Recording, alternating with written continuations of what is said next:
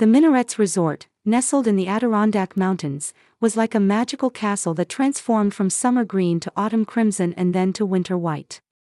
When we arrived that Saturday afternoon, the large windows in the front lobby framed a breathtaking painting of majestic mountains and a sparkling lake. "Mom, look! Is that a deer?" Olivia asked excitedly, pressing her nose against the window. "Yes, honey. There's lots of wildlife here." Seeing my daughter's delighted face made me feel that choosing this trip was the right decision. As a nurse with irregular hours including night shifts, I often struggle to spend quality time with Olivia. Every day, I feel the challenges of raising a daughter alone while continuing to work. "Linda, leave your luggage there. The porter will carry it for you," my mother Martha said with an elegant gesture. She always looked refined and well put together. How she acquired such a sophisticated air despite growing up in a small town in upstate New York remained a mystery to me. "Mom, I can carry it myself. It's not that much. But to not use a service that's provided." Mother's face showed slight disappointment. "Linda's right, Martha. It's best to do things yourself when you can," my father Thomas interjected. He was a retired high school teacher who preferred a simple, straightforward life. That is, except for what Mother called special occasions. This trip was one of them. "Oh, Tom. This trip is special. It's our first family vacation in a long time. Hey, everyone. I've finished checking in," my sister Amy said, returning from the front desk in an elegant pantsuit. She works as an investment analyst in New York. Perfect hair, sophisticated fashion, and confident speech, she always commanded attention. "I've arranged 2 rooms. A lakeview room for Linda and Olivia, and a suite for me and our parents." "Amy, thank you.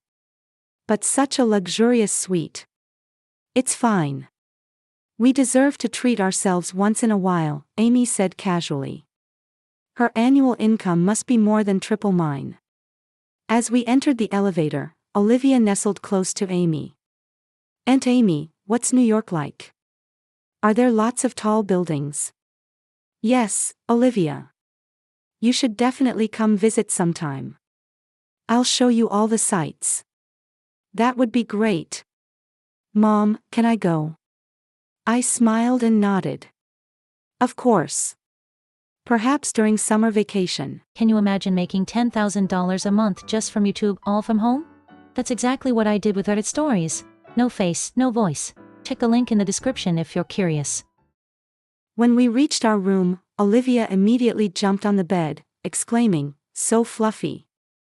The view from the window was breathtaking, with the setting sun turning the lake's surface golden.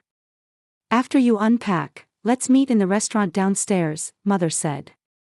"Let's meet in the lobby at 6:30. When we were alone in the room, Olivia asked in a more subdued voice, "Couldn't Dad really come?" As I gently stroked her hair, I answered, "No, he had an important business trip. But he promised he'd join us next time." In reality, James's message had been curt: "Got work. Can't make it." Though we'd been separated for a year and were in the middle of divorce mediation, we maintained a friendly facade in front of Olivia, but in truth, we barely spoke to each other. "Let's get ready. Grandma and everyone are waiting." When we came down to the lobby, my parents and Amy were already waiting. Mother had changed into a beautiful dress, and Father had put on a jacket. Amy had also changed into a festive blouse, making my simple dress suddenly feel out of place. "Linda, didn't you buy any new clothes for this trip?"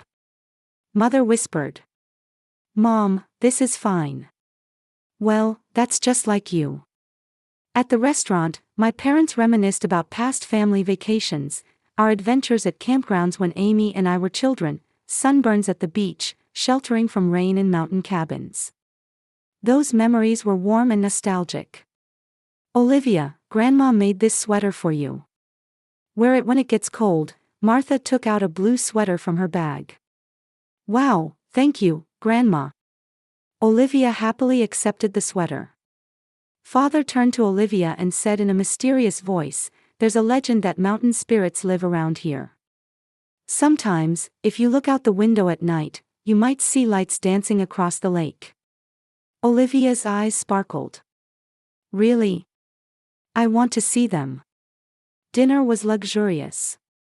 Amy talked about her recent successes at work in New York, and our parents listened proudly. "Last month we landed a major client, and the whole team got bonuses." "That's wonderful, Amy. We're always so proud of you," Mother said emotionally. Father laughed, "The financial genius of our family." "How are things as a nurse, Linda?" "Busy, I imagine?" Amy asked, turning to me. "Yes, quite. The emergency department was short-staffed last month, which was challenging. But seeing patients recover gives me a sense of purpose." "That sounds difficult. But someone has to do that kind of work, I suppose." Mother's response was measured. "Linda is kind and dedicated, which makes her well suited to nursing," Father said. Though meant as a compliment, it somehow felt like it contained a comparison, unlike Amy. Olivia sat between her grandparents, enjoying her meal happily. Seeing her smile made my discomfort seem trivial.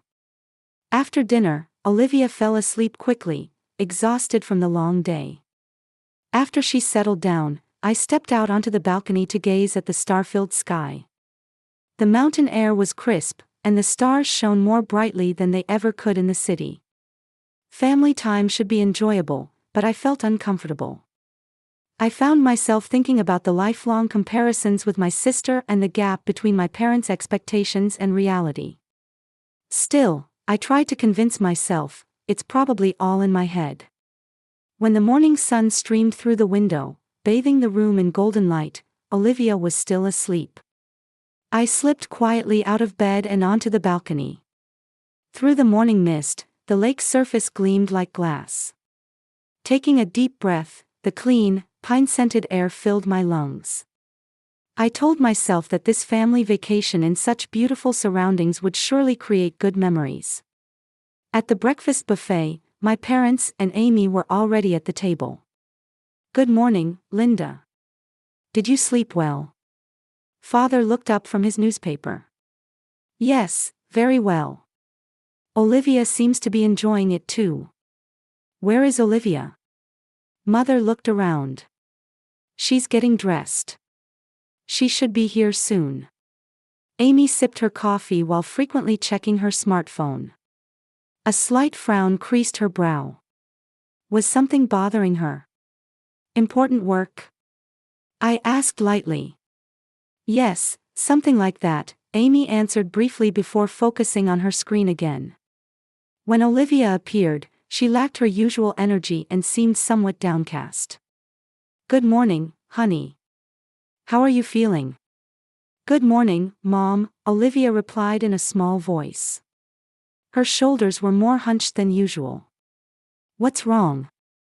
I asked, concerned. "Nothing. Just a little tired." Mother placed orange juice in front of Olivia and said, "We're going hiking in the mountains today. The views will be beautiful." Olivia smiled faintly, but the smile didn't reach her eyes. Where had yesterday's excitement gone? After breakfast, we joined a guided hike offered by the resort. As we climbed a gentle slope, the guide explained about local plants and animals. Olivia, who would normally bombard people with questions, just walked quietly today. While drinking water at a rest point, Amy's phone rang. She immediately moved to a distance and continued her conversation in hushed tones. My parents didn't seem particularly concerned and just enjoyed the scenery. Though puzzled, I assumed it was a business call. However, when Amy returned, her expression showed tension. "Important business?" I asked again. "Yes, something like that." "Don't worry," Amy waved her hand dismissively and changed the subject. "The forest here is truly beautiful." During the hike, Amy stepped away to take calls at least 3 times. Each time she returned, she seemed to exchange quick glances with our parents. Or was that my imagination? After lunch, Amy stood up saying, "I have a spa appointment, so I'll leave now. Want to come along, Linda?" She made a perfunctory invitation but was already standing. "No, I'll stay with Mom and Dad." After Amy left, Mother said, "That girl is always so busy." "She seems especially busy lately," I remarked. "She's getting a lot of calls." "She always has important work," Mother said proudly. "I hear she's highly regarded on Wall Street." I sighed quietly. Mother's words always contained praise for my sister. That hadn't changed since childhood. Amy was the promising daughter, and I was the ordinary daughter. Even as adults, those roles remained unchanged. In the afternoon, my parents enjoyed reading time in the lobby. Olivia had brought a book too and was quietly reading on a sofa near her grandparents. I was concerned about her. "Are you having fun?" I asked, sitting beside her on the sofa. Olivia looked up from her book and smiled. But her smile was different from her usual one. "Yes." "Is something bothering you?" "No, nothing's wrong," she returned to her book. "This story is interesting." In the evening, we gathered at the restaurant again. Amy had returned from the spa and was in an unusually good mood. "Everyone, I have good news," she raised her wine glass. "Tomorrow will be a special day." "Oh, that sounds exciting," Father responded happily. Mother nodded too. "Yes, it will be a very special day." "What's happening?" I asked, puzzled. I wasn't aware of any special event planned for the family vacation. "It's a surprise," Mother grinned. "You'll find out tomorrow." The conversation continued with an unnaturally cheerful tone. Amy shared amusing work stories, and our parents recounted one memory after another. Everyone was laughing, and though I maintained a smile on the surface, something felt off. Olivia barely participated in the conversation, eating her meal quietly. "After dessert, we have some adult matters to discuss," Father said toward the end of the meal. "Linda, would you mind going back to the room with Olivia?" "What kind of discussion?" "I'd like to hear too." "Just business talk," Mother answered quickly. "We just want to hear Amy's investment advice." "It would be boring for you." "Yes," Amy added. "Besides, Olivia looks tired." I looked at my daughter. She did look tired, but there was something else in her eyes too. Anxiety of some kind. "All right," I reluctantly agreed. "Good night, then." On the way back to our room, Olivia quietly asked, "Mom, are you okay?" "Yes, of course." "Why?" "Nothing," she answered softly. Once in the room, Olivia immediately changed into her pajamas and got into bed. Usually, she would ask me to read her a picture book, but tonight she just said she was sleepy. After she fell asleep, I thought while taking a shower. Something was off with the family. But I couldn't pinpoint exactly what was different. Was it just the distance that comes with adulthood, or something else? Amy's frequent phone calls, my parents' subtle exchanges of glances, and Olivia's unsettled behavior. Everything seemed to suggest something. When I emerged from the shower, unexpectedly, Olivia was awake on the bed. She was staring out the window into the darkness. "Olivia? You're still awake?" She slowly turned toward me. In the moonlight, her face showed a mixture of fear and determination. "Mom, something scary is happening." "What happened?" I sat down beside her. "I can't say, but..." She faltered. "I want to protect Mom." "Protect me? From what?" Olivia didn't answer. She looked out the window again and sighed. "Tomorrow, be careful." I hugged my daughter. I could feel her small body trembling. Olivia's anxious words wouldn't leave my mind. "I want to protect Mom." Protect me from what? Even after she fell asleep, I lay in bed staring at the ceiling. From outside the window came only the sound of the wind and occasional calls of nocturnal animals. The clock hands past midnight, then pointed to 1. Even with my eyes closed, sleep wouldn't come. Instead, questions arose one after another. Amy's suspicious calls, my parents' subtle exchanges of glances, Olivia's sudden change in attitude. Everything seemed like a portent of something. I finally fell asleep around 2 a.m., but that sleep didn't last long. I woke to a small rustling sound. Looking at the clock, it showed 2:15 a.m. At first, I thought it might be an echo from a dream, but then I heard the same sound again. I sat up in bed and looked around in the darkness. Moonlight filtered through the gap in the curtains, dimly illuminating the room. In that light, I could see Olivia getting up from her bed. She was moving very quietly but seemed fully awake. "Olivia?" I called softly. "What's wrong?" She froze momentarily. Then, slowly turned toward me. Her face showed unmistakable fear, even in the moonlight. "Mom." Her voice trembled. "You're awake?" "Yes, I couldn't sleep well." "What about you? What's wrong?" Olivia glanced toward the window, then quickly walked to my bed. "Shoo," she put her finger to her lips. "Speak quietly." Her serious demeanor made me lower my voice too. "What happened?" Olivia grabbed my arm. Her small hand was trembling. "Mom, hide in the closet, quick," she whispered in my ear. "What? Why?" I was confused. "What's happening?" "Please, don't ask questions." Her eyes were moist with tears. "Hurry." "Olivia, did something frighten you? Did someone threaten you?" She shook her head. "There's no time to explain. Please, Mom. Trust me." The fear and pleading in my daughter's face made me swallow my questions. Something was happening. Her fear was real. Maternal instinct told me to trust my daughter. "All right," I got out of bed and took her hand. "Let's hide together." "No," Olivia said with surprising firmness. "I'll be fine. Only you need to hide." "But, please," her eyes were dead serious. "Trust me. Children's intuition is sometimes sharper than adults." From my experience as a nurse, I knew the importance of intuition in crisis situations. There was no time for logical thinking. "All right." I headed for the closet.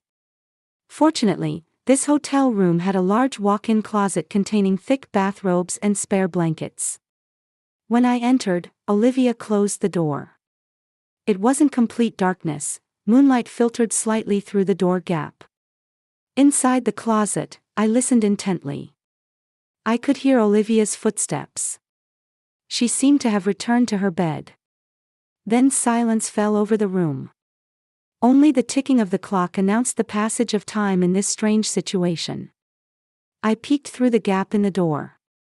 Olivia was in bed, covered with a blanket, seemingly trembling.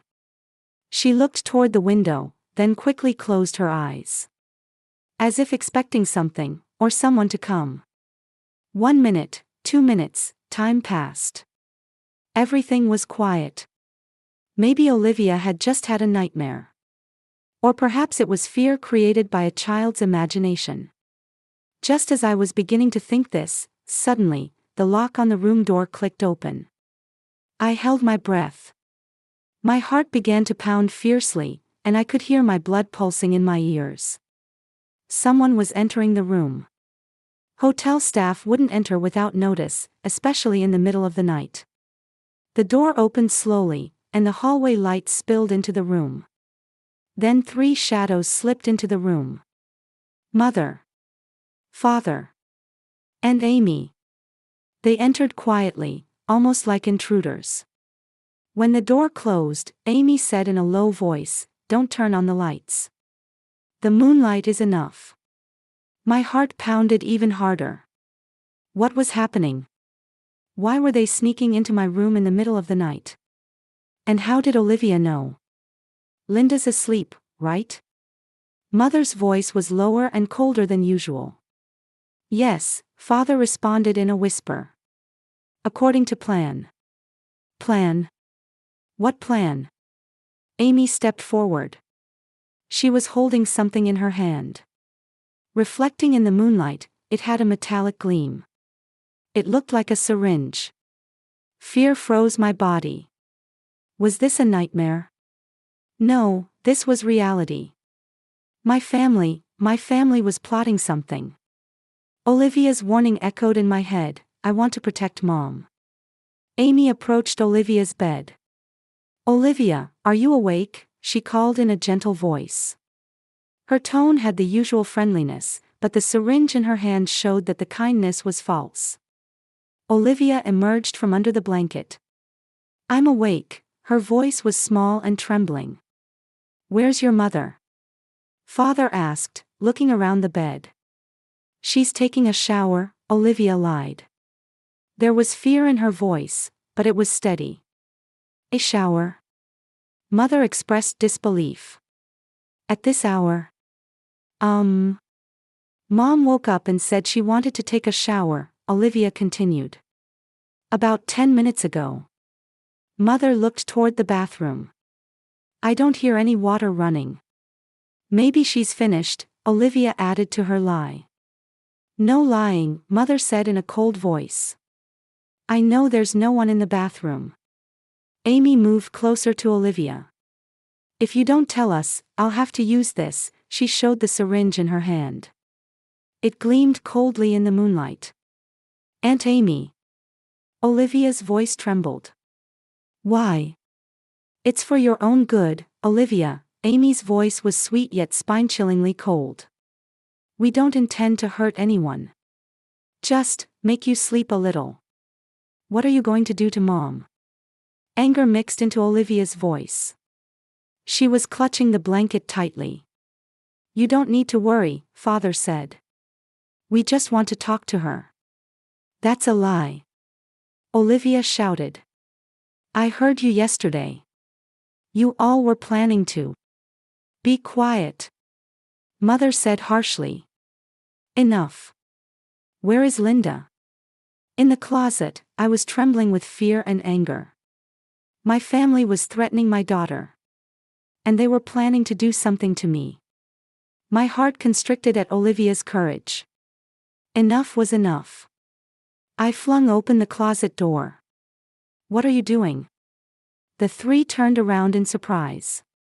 Amy still held the syringe. Linda. Mother's voice mixed surprise and anger. The plan is ruined, she said coldly.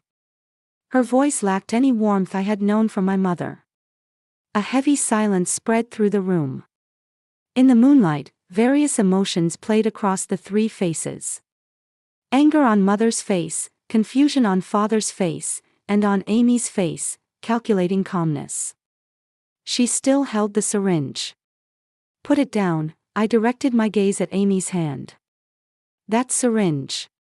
Linda, calm down, Father stepped forward. This is for your own good. My own good. Anger welled up. Threatening my daughter, sneaking in at midnight, this is for my own good. Olivia jumped off the bed and ran to me. I embraced her as I faced the three. Explain, I said as calmly as possible. What plan? Why are you doing this? You don't need to know the details, Mother said. Amy, hurry. Amy, still holding the syringe, took a step closer. I instinctively shielded Olivia behind me. You know about James, don't you? Amy suddenly asked. What? About James and our relationship. Confusion clouded my mind. What do you mean? Amy smirked. Your precious husband and I have been together for over a year. What are you saying? Words caught in my throat. Hard to believe. Amy's tone was provocative. But it's true. James was attracted to me from the start. He said marrying you was just a mistake. My head spun. James and I had indeed grown apart. We'd been separated for a year but hadn't finalized the divorce. I thought that was, for Olivia's sake. That's a lie, I said with a trembling voice. It's not a lie, Mother interjected. Amy and James are a perfect match. Amy is more suitable for him than you. Those words cut through my heart like a knife. My own mother knew about my sister's affair with my husband. Not only knew but supported it. Dad, did you know too? Father averted his eyes slightly but nodded. James is a good man. He understands family business. He and Amy would make a promising couple. Everything started to connect. This family vacation, the unnatural attitudes of my parents and Amy, the secret conversations. And this syringe? I asked with a trembling voice. Amy laughed cruelly. It's a simple plan. While you're sleeping, inject you with a sleeping drug.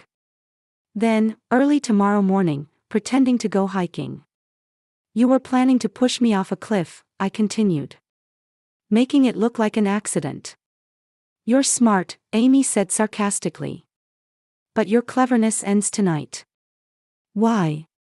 I was speechless at this unbelievable reality. Why try to kill me? Custody of Olivia, Mother answered. James wants custody of Olivia. But as long as you're alive, if he fights in court, it would be difficult for him to get full custody. And if James and I get married, Amy continued, we can raise her.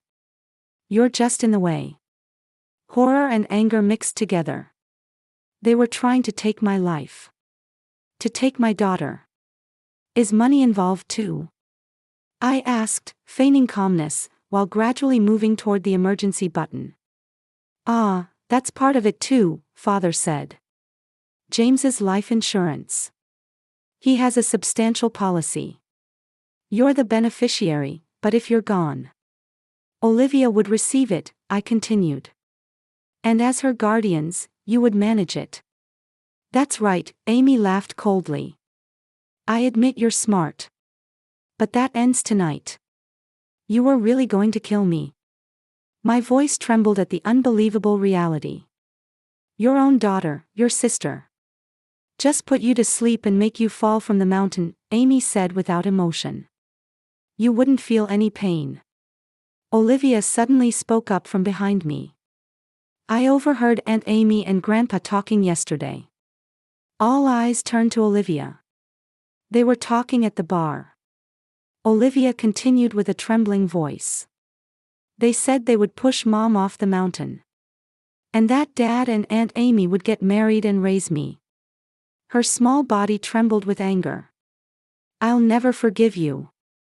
Don't hurt my mom. Be quiet, Olivia, Mother said harshly. Children shouldn't interfere in adult matters. You're bad people. Olivia shouted. You're not real family. Father stepped forward. Enough. We don't have time. Amy, hurry. Amy approached with the syringe ready. I stood protectively in front of Olivia. The room had only one exit. No way to escape. Even if I called for help from the window, my voice wouldn't reach from this height. Just one option.